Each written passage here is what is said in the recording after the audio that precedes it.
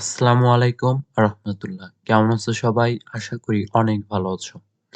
আজকে আমরা শুরু করছি ট্রান্সফরমেশন অফ সেন্টেন্সের সিম্পল থেকে কমপ্লেক্স এবং কমপ্লেক্স থেকে কম্পাউন্ড ট্রান্সফরমেশন অফ সেন্টেন্স। তো সিম্পল, কম্পাউন্ড, কমপ্লেক্স মানে সিম্পল বাক্যকে আমরা কিভাবে কম্পাউন্ড করব এবং কম্পাউন্ড বাক্যকে কিভাবে আমরা কমপ্লেক্স করব।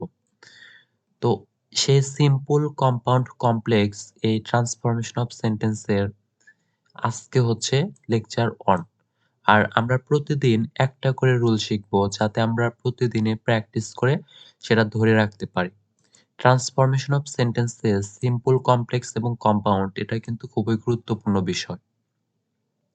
তো এটি আমরা লেকচার 1 আজকে দেখব হচ্ছে রুল নাম্বার 1।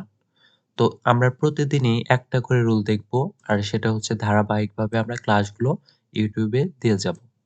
তো চলো আজকে হচ্ছে সিম্পল, কম্পাউন্ড এবং কমপ্লেক্সের লেকচার 1 আর রুল নাম্বার 1 শুরু করছি। তো আমরা সিম্পল তো প্রথমতই আমরা প্রথমে শিখে নেব যে সিম্পল, কম্পাউন্ড এবং কমপ্লেক্স সেন্টেন্সের ভিতরে আসলে পার্থক্যটা কোথায়। তো প্রথমেই জেনে নাও যে সিম্পল হচ্ছে একটি সাবজেক্ট এবং একটি মেইন ভার্ব থাকবে। সিম্পল সেন্টেন্সে এক সাবজেক্ট যত বড়ই হোক না কেন, একটি সাবজেক্ট এবং একটি মেইন ভার্ব থাকবে। সেটা হচ্ছে সিম্পল সেন্টেন্স। যেমন আমরা যদি এই নিচের বাক্যটি খেয়াল করি তাহলে দেখো এই পুরো বাক্যে একটাই হচ্ছে সাবজেক্ট। এটা হচ্ছে ওই সাবজেক্ট এবং ভার্ব হচ্ছে ওয়ার্ক। তাহলে এই পুরোটা সেন্টেন্সে একটি সাবজেক্ট এবং একটি ভার্ব। এখানে কিন্তু টু অ্যাটেন এটা কিন্তু ইনফিনিটিভ, এটা কিন্তু মেইন ভার্ব নয়। তাহলে এই পুরোটা বাক্যে একটি সাবজেক্ট ওই এবং একটি ভার্ব হচ্ছে ওয়ার্ক। আর এটাকে আমরা বলবো সিম্পল সেন্টেন্স। আর সিম্পল সেন্টেন্সে কিন্তু কোনো কনজাংশন থাকে না। এবার আমরা দেখব কম্পাউন্ড সেন্টেন্স কাকে বলে। কম্পাউন্ড সেন্টেন্স বলতে আমরা দুটি সাবজেক্টকে বুঝি। যেমন একটি থাকবে প্রথমে আর তারপরে আরেকটি, মানে এই দুটি সাবজেক্ট থাকবে এবং দুটি মেইন ভার্ব থাকবে, এরকম দুটি মেইন ভার্ব এবং মাঝে একটি কনজাংশন থাকবে আর সেই কনজাংশনটি হবে হচ্ছে কোঅর্ডিনেট কনজাংশন। আর কোঅর্ডিনেট কনজাংশন হিসাবে কম্পাউন্ডে সবচাইতে বেশি ব্যবহৃত হয় অ্যান্ড, বাট, অর। আমি আবারও কথাটি রিপিট করছি যে কম্পাউন্ড সেন্টেন্সে তিনটি কনজাংশন সবচেয়ে বেশি ব্যবহৃত হয়, সেটি হচ্ছে অ্যান্ড, বাট এবং অর। তাহলে আমরা যদি এই বাক্যটি খেয়াল করি তাহলে দেখো এখানে কিন্তু এই যে ওই একটা সাবজেক্ট, তারপরে এই যে এখানে কিন্তু আরেকটি সাবজেক্ট রয়েছে, ওই এই সাবজেক্টটি রয়েছে। আর মেইন ভার্ব, আসল কথা হচ্ছে মেইন ভার্ব থাকবে দুটি। দেখো এন্ড এর আগে হচ্ছে ওয়ার্ক একটি মেইন ভার্ব, অ্যাট এন হচ্ছে একটি মেইন ভার্ব। আর এই এন্ড হচ্ছে একটি কোঅর্ডিনেট কনজাংশন। তাহলে এটা হচ্ছে কম্পাউন্ড সেন্টেন্স। তাহলে কম্পাউন্ড সেন্টেন্সে দুটি সাবজেক্ট থাকবে এবং দুটি মেইন ভার্ব থাকবে।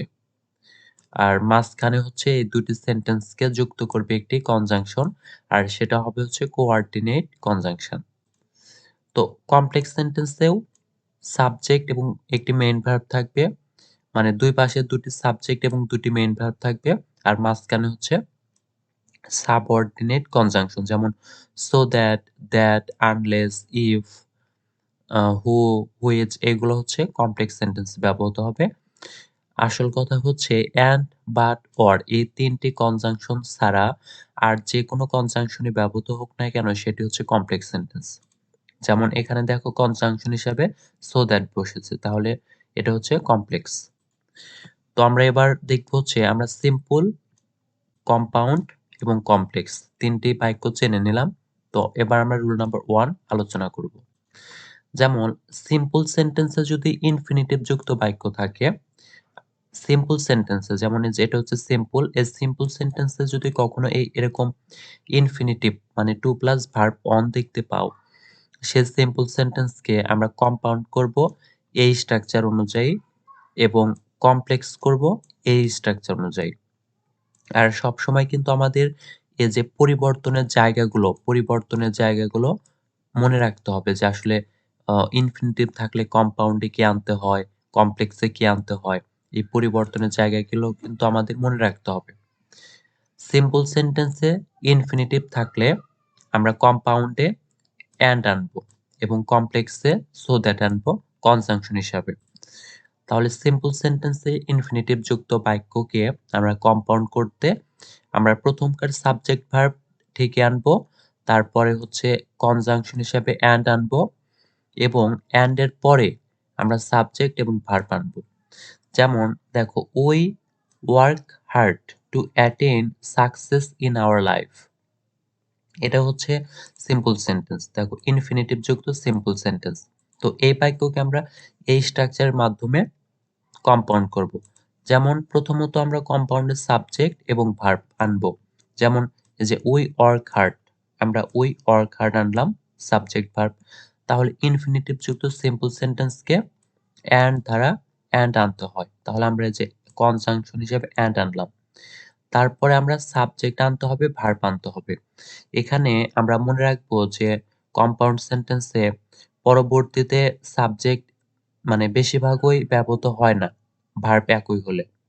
তো সেদিক থেকে আমরা ইনফিনিটিভকে এখানে যেহেতু সাবজেক্ট আমরা দেইনি, যেহেতু উই রয়েছে, সেই ক্ষেত্রে আমরা এই অ্যাটেইনকে টু অ্যাটেইনকে ইনফিনিটিভকে মেইন ভার্বে রূপান্তর করব।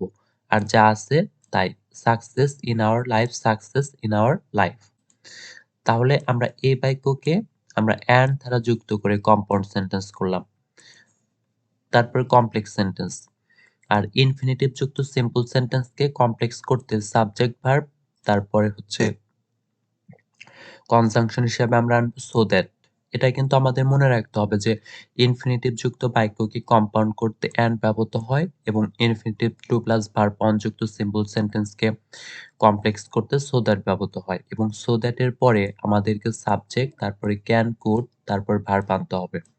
এটা কিন্তু আমাদের আনতে হবে। সো দ্যাট এর পরে সাবজেক্ট, সাবজেক্টের পরে ক্যান অথবা কুড আনতে হবে।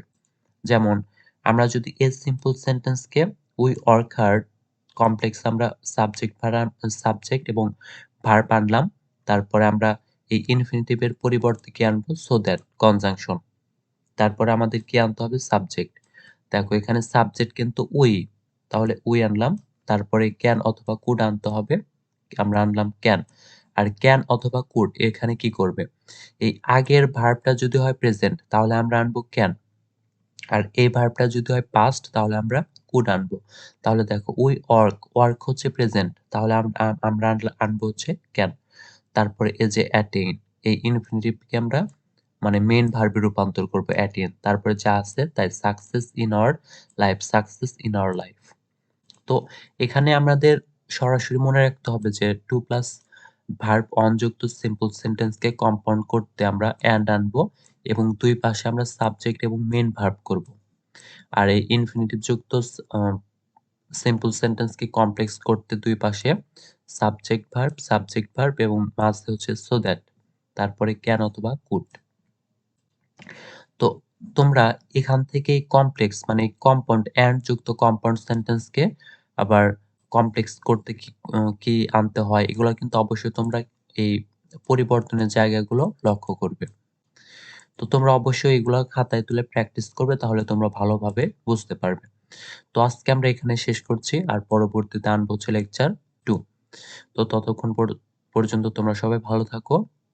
আর এই ক্লাসটি ভালো লাগলে অবশ্যই সাবস্ক্রাইব বাটনে হিট করে দাও আর সবসময় এই চ্যানেলের সাথে থাকবে। আসসালামু আলাইকুম ওয়া রাহমাতুল্লাহ।